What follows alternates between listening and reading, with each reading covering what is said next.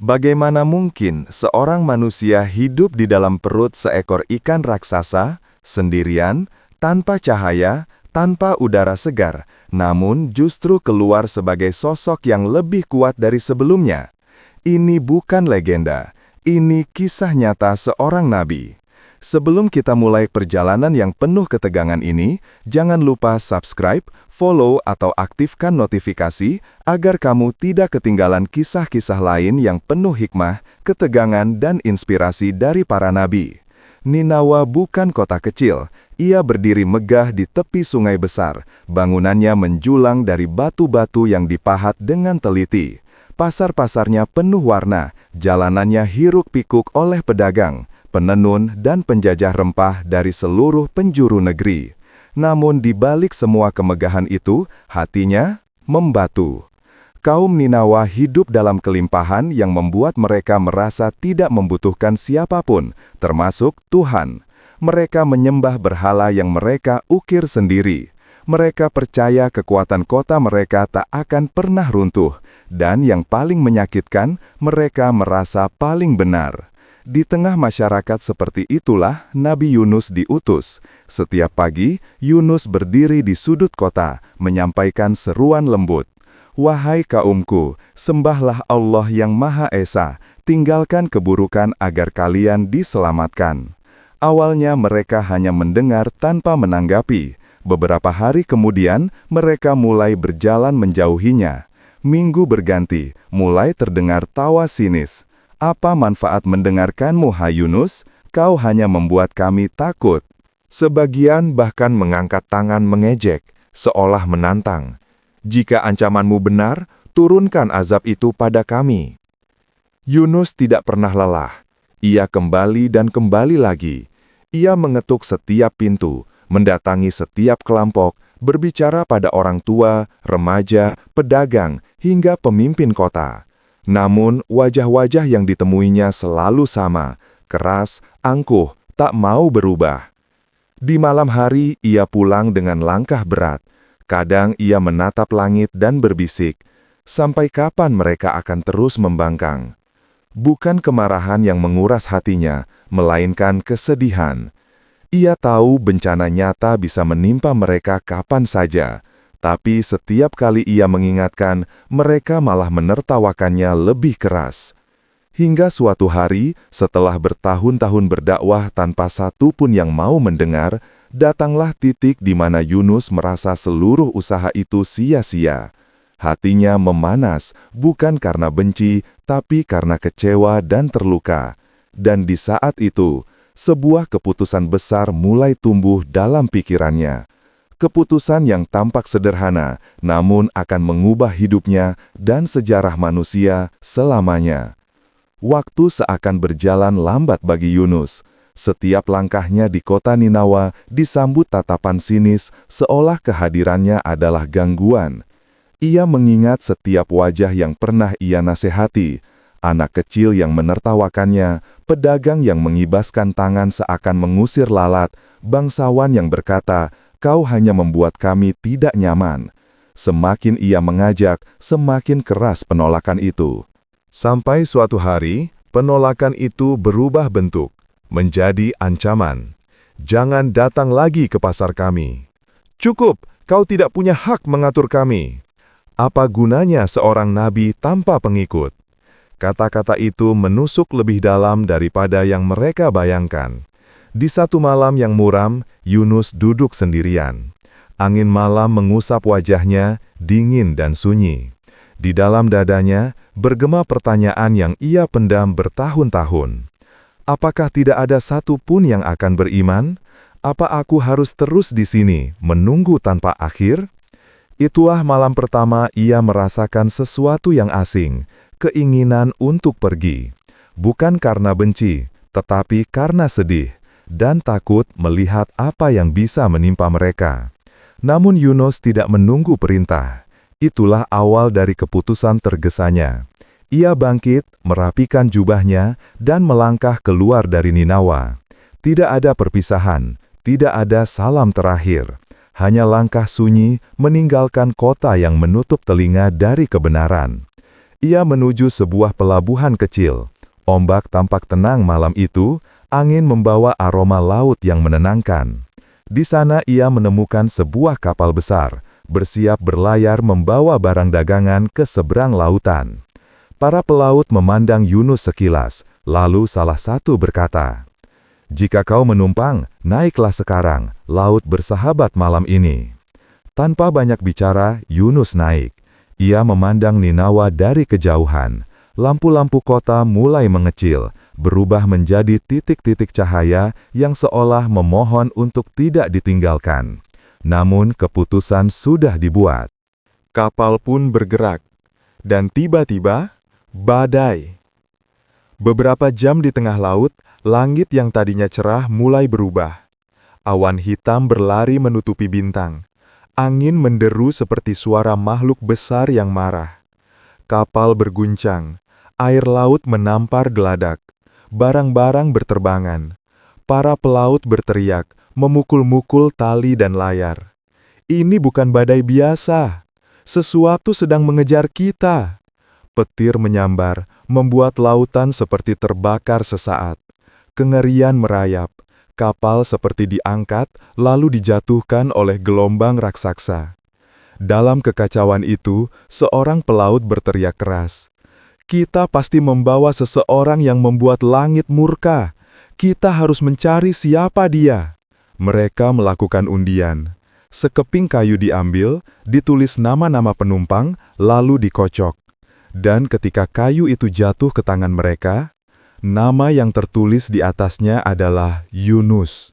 Semuanya terpaku, tapi mereka memutuskan mengulang undian. Sekali lagi, nama itu sama. Ketiga kalinya, masih Yunus. Seolah takdir sendiri menunjuk tanpa ragu. Nabi Yunus menunduk. Ia tahu, inilah akibat dari keputusan terkesannya. Dan di tengah badai yang merobek langit, ia bersiap mengambil langkah yang tak terbayangkan. Badai semakin liar. Gelombang menghantam kapal seperti tangan raksasa ingin meremukannya. Kayu-kayu kapal berderak keras, seolah memberi tanda bahwa waktu mereka tak banyak. Para pelaut mengelilingi Yunus, wajah mereka campuran takut dan bingung. Apa yang harus kami lakukan? Langit menuduhmu, tapi kami tidak ingin mencelakaimu. Namun Yunus tahu. Ia sudah tahu sejak undian pertama. Ini bukan murka manusia, bukan murka alam. Ini teguran lembut dari Tuhan kepada hambanya yang terlalu cepat melangkah. Dengan suara yang tenang namun berat, Yunus berkata, "Lemparkan aku ke laut. Itulah satu-satunya cara bagi kalian untuk selamat." Para pelaut menolak. "Tidak, kami tak akan membunuhmu. Kita cari cara lain." Tapi badai tidak menunggu. Gelombang semakin tinggi, kapal nyaris terbalik. Petir menyambar begitu dekat, hingga membuat mata mereka buta sesaat. Akhirnya, para pelaut sadar. Jika mereka tidak melakukan sesuatu, semuanya akan tenggelam. Dengan hati berat, mereka mengangkat Yunus. Ia tidak melawan, ia tidak memohon. Ia hanya menatap laut yang bergulung seperti mulut gelap yang siap memakan apa saja. Sebelum ia dilepas, seorang pelaut berbisik, "Semoga Tuhanmu menjagamu." Lalu, Yunus dijatuhkan. Saat tubuhnya menyentuh laut, dingin air laut menusuk seperti ratusan jarum. Suara badai hilang, digantikan oleh gemuruh air yang menelan semuanya. Yunus tenggelam. Semakin dalam, semakin gelap. Di antara gelembung-gelembung udara terakhir, ia berusaha bergerak, tapi laut seperti menariknya dengan kekuatan tak terlihat. Laut terasa seperti dunia lain, tidak ada atas, tidak ada bawah, hanya kehampaan yang mencekam. Lalu tiba-tiba, biru kegelapan bergerak. Dari kedalaman gelap, muncul sebuah bayangan raksasa.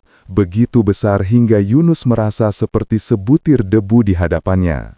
Makhluk itu mendekat. Air bergetar hebat saat siripnya mengayun.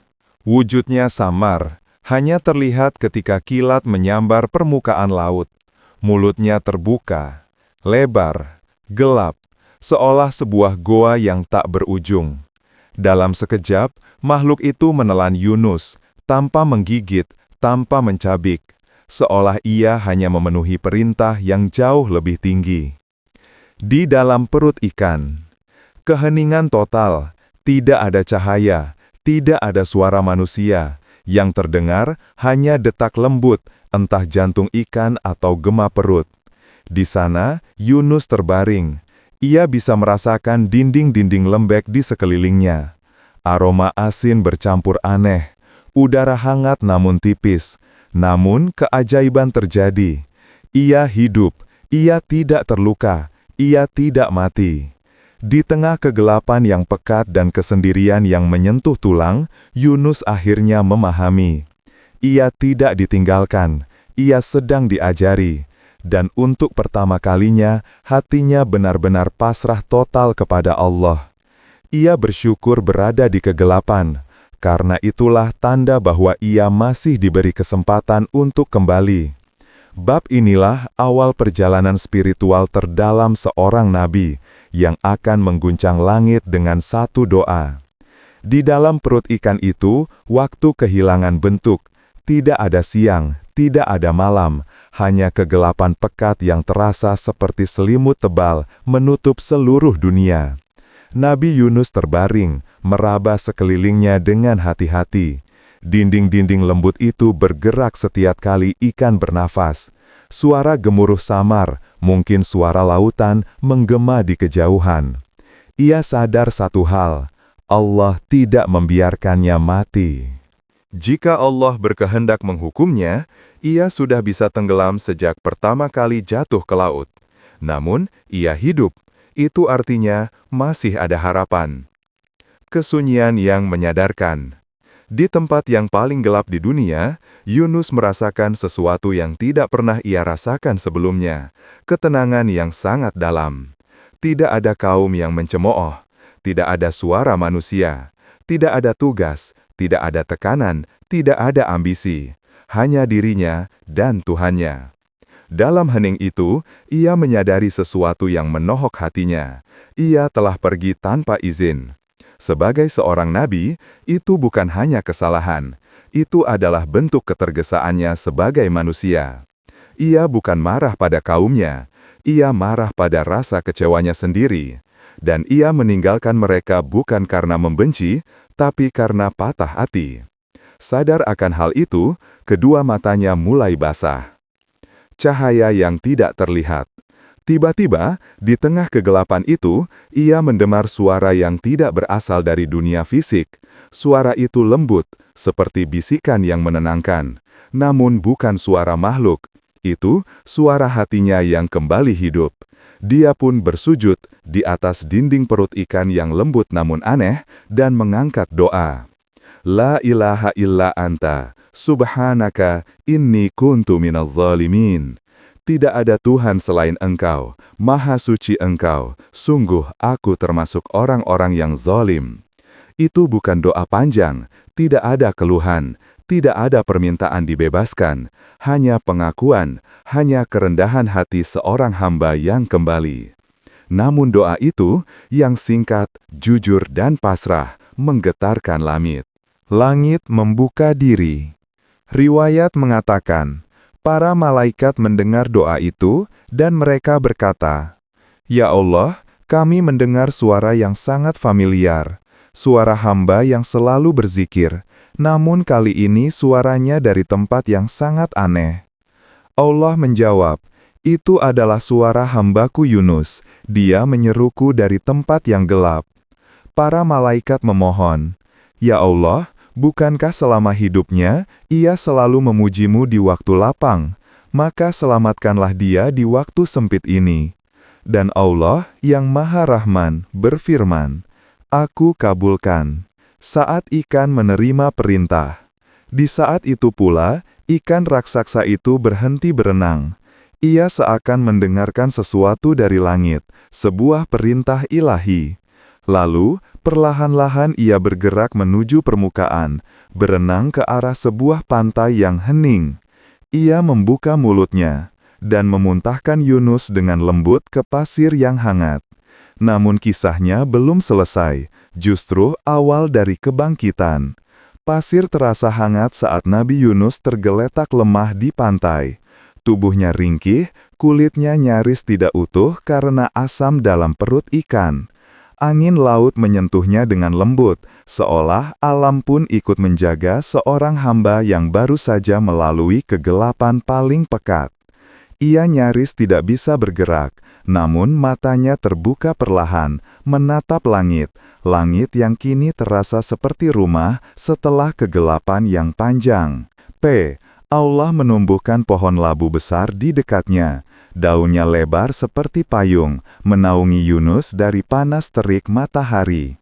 Buahnya segar dan lembut, memberi kekuatan pada tubuhnya yang melemah.